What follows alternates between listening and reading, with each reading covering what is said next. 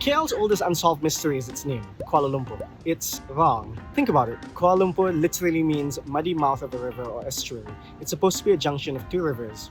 Here I am at Masjid Jami, river, mud.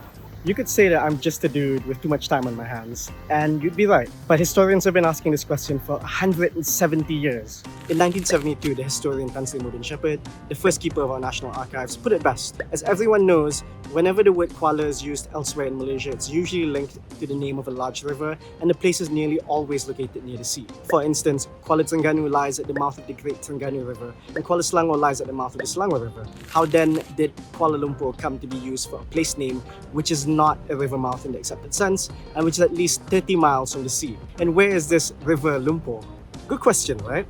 Well, there are a few good theories that try to explain the puzzle of KL's name, starting with some people believe there was a river called Sungai Lumpur, it's just that it doesn't exist anymore.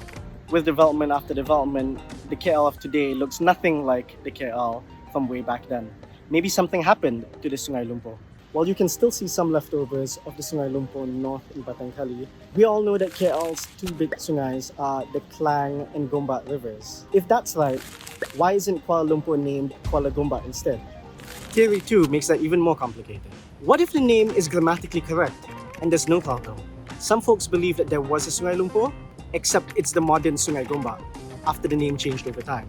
Only problem is, Gombak is older than KL.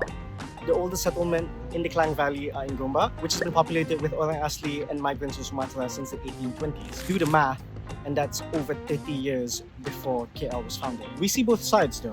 It makes sense for the community around the river to name it Sungai Gombak since there was no Lumpur settlement. But if the river is going to change its name, it makes more sense that you name it after the new, rich, important settlement, Kuala Lumpur, not Gombak. You wouldn't change the name away from KL. So this theory feels a little too convenient.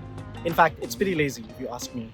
Like if your friend asks you where to makan and you just say anywhere also can. KL's early history is poorly documented and a lot of it just repeats, rehashes and confuses the work of one historian, J.M. Gullick. Here's what he has to say on the topic. Gullick brings up a third theory.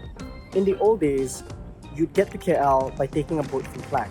An old name, traditional town of Klang, is Pangkalan Batu, the stone jetty. When Chinese tin miners heading to the mines of Ampang reached the end of their boat journey to Kuala Lumpur, they contrasted the stone departure point with the muddy landing place, Pangkalan Lumpur. And because Malay was not their language, Pangkalan was later shortened to Kalan, which was interpreted into the more familiar Kuala. It's a good theory and it's supported by the fact that the Mandailing community of Kuala Lumpur, which has been here since the very beginning, called KL in their language Muara Bustar, the muddy trading spot. With all these theories and no definite answer, KL and its name remains a mystery. But the thing about mysteries is that it encourages people to solve it. To keep our history alive and to spark interest in our capital, it's important to keep asking questions and digging for the answers. Who knows? Maybe you might be the one to solve it.